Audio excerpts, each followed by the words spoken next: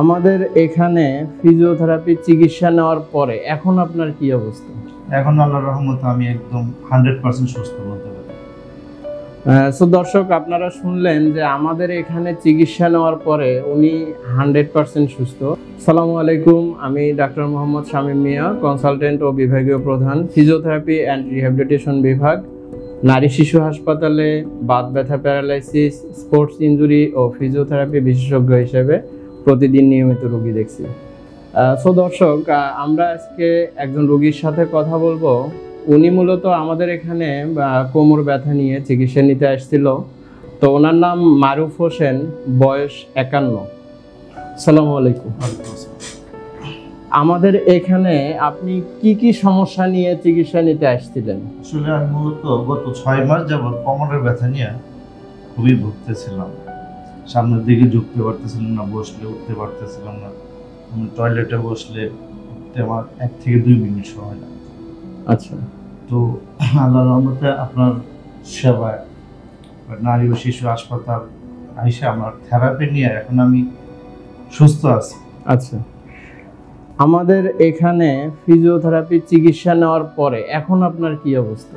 এখন আল্লাহর রহমতে আমি একদম 100% সুস্থ বলতে পারি।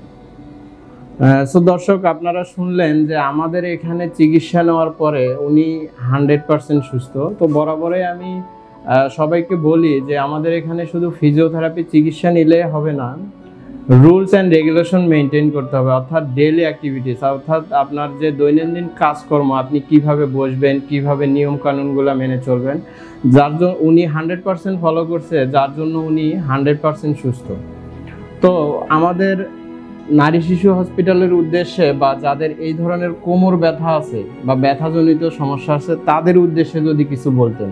আমি যারা আছে রোগী, আমি বলবো তারা সময় না নিয়ে নারী ও শিশু হাসপাতালে আসার জন্য এবং চিকিৎসা নেওয়ার জন্য।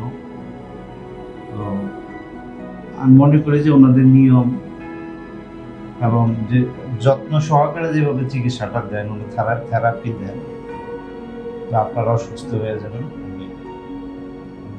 আশা করবো আপনারাও আসবেন। তো দর্শক, আপনারা শুনলেন যে উনি আমাদের এখানে কোমর ব্যথা নিয়ে আসছিল।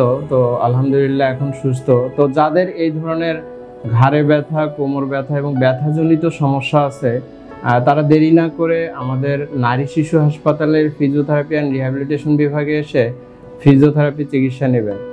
ব্যথা নিরাময়ের সর্বাধুনিক চিকিৎসা ফিজিওথেরাপি। তাই ফিজিওথেরাপি চিকিৎসা নিন, ব্যথামুক্ত জীবন গড়ুন। ধন্যবাদ সবাইকে।